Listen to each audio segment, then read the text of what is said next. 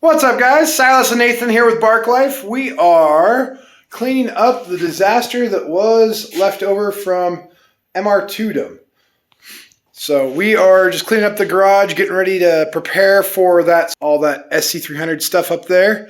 We're getting ready to prepare to do the turbo swap stuff and get it turboed. So we're excited. Are you excited? Mm-hmm. A second car boosted in the family? What do you think? Well, I guess it'd be the third because the Supra's boosted MR2 and SC300. Excited to hear the pew?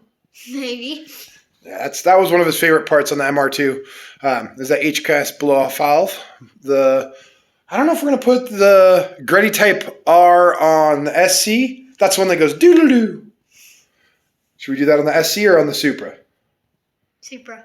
You want the Supra doo-doo-doo. So that means the SC300 gets the psh from the sweet Blitz blow-off valve. Because that's the most important thing when you're boosting a car. It has nothing to do with performance. It's all about the blow-off valve, right? Okay, maybe it's a little bit about the boost. But anyways, this is us cleaning up the garage and the aftermath from the engine swap.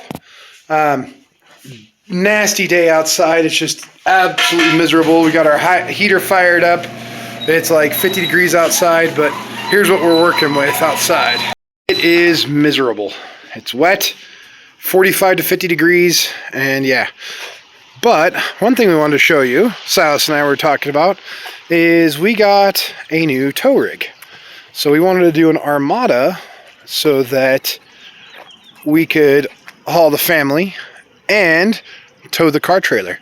That way if we're doing any events or anything where it's far away, nothing in the books yet, but 9,000 pound tow capacity, so this guy will tow any of this lineup quite nicely.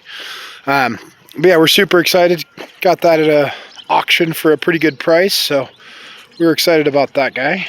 But yeah, I am excited to get this turboed. Only thing I could see a problem with is I don't really want to hack up, not that this is in like pristine condition, but I don't want to hack the bumper up too much. And the intercooler we have is super tall. It's like 20 inches tall, 24 inches tall. So I don't know what we're going to do about that. And then also, we're going to be fixing this on the MR2 and a couple other little things. There's on the fenders, there's some little spots. We're going to eventually repaint the whole car, but I at least want to get it one cohesive color.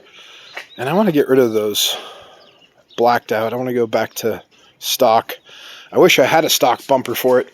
At least this one's stock looking. What do you think, Buster? Is that an okay looking bumper? Yeah. You think so?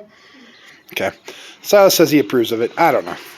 But at least it's not like super gaudy. It's stock looking. So I think we're going to go with, all right, he's just going to walk in front of the camera. Rude. It has a very, don't get mad at me about this, but it has a very Ford Probe look about it right now. And that bothers me. So we're gonna fix that. I mean, the Supra's got no front bumper. It's sitting in the other bay. We're getting ready to do all of our spring garden planting, so the whole third bay of our garage is full of nothing but plants and that sort of thing. But SC just looks good. The paint is terrible on it, but I love the look of the SCs. I think it's just a pretty car. For a second, I was considering taking those wheels, putting them on, because it's 18, so that's a little bit big. Those would probably be okay. They're only, I think, 8.5s in the back. So, yeah. Silas sweeping up. What up? Getting it done. Our bin of stuff that we're not putting back on the MR2, stock airbox. AC we are putting back on, but yeah.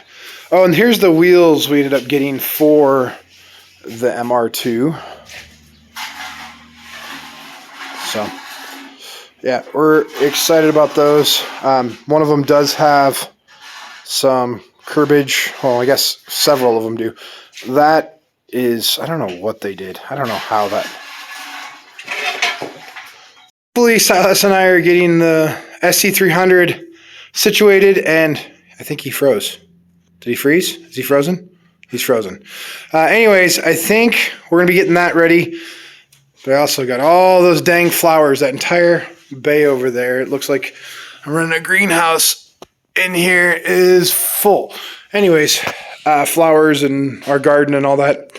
But also another point of conversation. I was getting ready to strip this down and send it to the recycler for the block and head and motor. The transmission was really in good shape, so we're definitely going to salvage that. Somebody can use that somewhere. So we'll be selling that. But I was getting ready to salvage this, and then it dawned on me, wouldn't be a bad idea maybe to have a block to do a 5S FE, 5S GTE. I don't know, though. This block had a pretty jacked up bottom end rod knock, but I know you have to mill the crank down quite a bit to get it to receive the 3S rods. So maybe, I don't know. The trans definitely is newer than the motor. Like, they're two different. You can see where like the trans is clean, the motor's filthy. This has been replaced at some point. And it's shifted butter smooth. But this guy was toast. I don't know if you guys saw the knocking video. Clank, clank, clank, clank, clank. But yeah, I'm considering saving the block portion for a core to rebuild and do a 5S GTE. I'm not sure yet, though. What are your guys' thoughts on the 5S GTE setup? I know that the 3S GTE, the third revision we have, I definitely want to either do forged internals, and I might scrap the whole thing and go 2GR still. That's still on the table. But if we do the 2GR, I really want to do it with a turbo. Let me know what you guys think on that, or if you guys have experience building the 5S GTE. I'm curious. I know that they said that you had to use custom pistons, and I haven't really researched it yet. What's the cost on the 5S GTE pistons, and where do you source them, and what's the best setup? I mean, realistically, I'm not looking for more than like between 400 and 500 probably horsepower. 500 would be absolutely like out of this world peak amount. More realistic is about 400, but I want the ability to build up to 500 horsepower. So I want the forged internals, and also I want the reliability out of whatever I build. I don't want something that's, at its absolute peak power, and so it's ready to go at any time. But anyways, 5S GTE, let me know what you guys think. Silas and I are just going to keep working on the garage. Just got to get all the wheels sorted, and I want to get tires for these and just get them thrown on, but really need to address the curb rash. I almost considered doing neon green on these. Neon green on white MR2. What do you think, Silas? I don't know. He doesn't know. He doesn't know. Neon green? Well, it is your favorite color, so I think I'll go whatever you say. Whatever I say? I don't know. Or should we do orange? Ooh, orange. Or white. White with white? Nah, that's too basic. How about... It's finally warm in here, though, at least.